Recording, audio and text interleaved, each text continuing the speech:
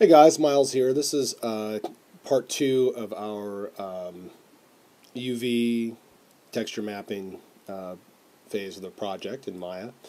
And in the first set, we just learned the basics of UV editing and material editing.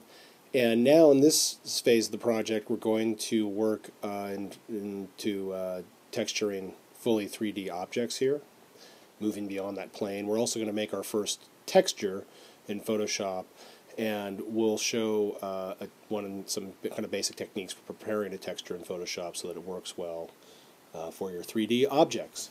So we will be looking at, we'll take a photo. This is the photo that I used to create the texture for the Maya building here, and we'll show you how to kind of take an image like this that has this kind of perspective distortion in it, straighten it out, and clean it up to bring into 3D into Maya. And we'll kind of work with a couple different examples here. I also just wanted to throw out there that you need to think about 3D modeling as really an art project. If you're really going to be working with sets and characters, think about it in terms of the feel that you want. Look at a whole bunch of different reference photos. You'll just pick up on things. Some of the stuff you'll pick up on, it'll be very subconscious. You won't even know that you picked up on it. But you'll just get smarter by looking at this stuff and training your eye to pick up little details and irregularities that will make your buildings much more realistic. The tendency for when people get into Maya is to make everything perfect, and it looks too perfect. And if you look at this, this is a great aerial shot, Brooklyn. Just all of these funny little changes in angle, just odd little. I love all this detail on the roof here, and these are things that can be really easy to add into your scene later on when we get into modeling a little bit more. But just making a couple of quick cubes, slapping some quick textures on them, throwing them up there, and you're done. And it'll just make it look so much better, like the roof here. Just anyway. So I really encourage you to keep looking at photos of architecture and different details and things like that. I mean, I love looking at those kind of funny close-up pictures and stuff. So also looking at game art is a great place to look, or movie art. But I really like game art because it's intentionally low poly. That they're working with a very high restriction on the amount of geometry they can have, and so they really have to do a lot of it through textures. So if you look down here on this image, this is from Fallout 3, I believe. Yeah, Fallout 3. You can see all of these kind of papers and trash and little irregularities in the surface. None of that is modeled. That's all done through the texture. You can see these windows here. There's a little bit of modeling to create the depth, but the actual windows and the panes and all that, none of that is modeled. You can see it's just a flat image here.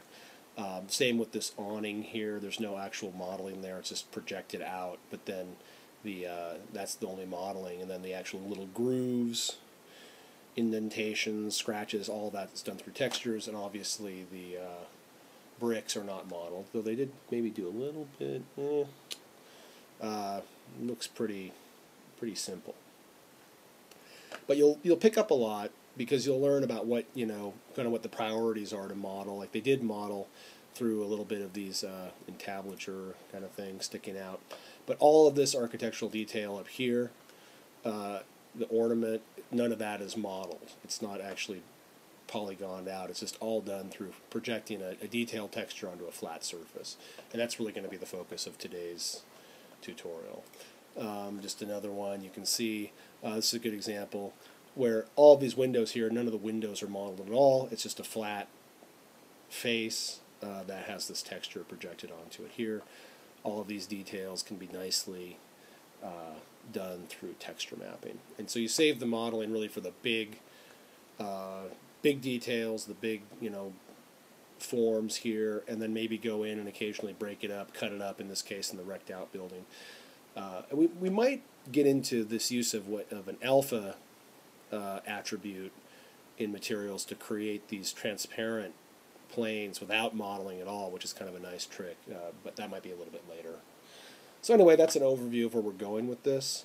And there's a lot to learn with this section, but it's a lot of fun. And if you can really get these ideas down, you'll be able to do a lot of work and a lot of really cool things. And just to kind of, go back to Alex Munn's work over here again, just one other principle we'll be covering is the idea of layering UVs on top of each other so that you can have multiple faces of your geometry getting the same piece of material.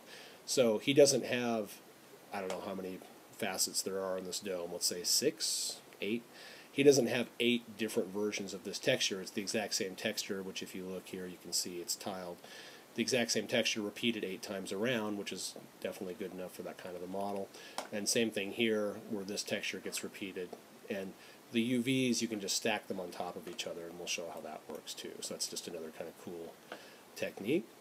And so let's get ready to have some fun with our... Actually, let's go into Photoshop first. Okay.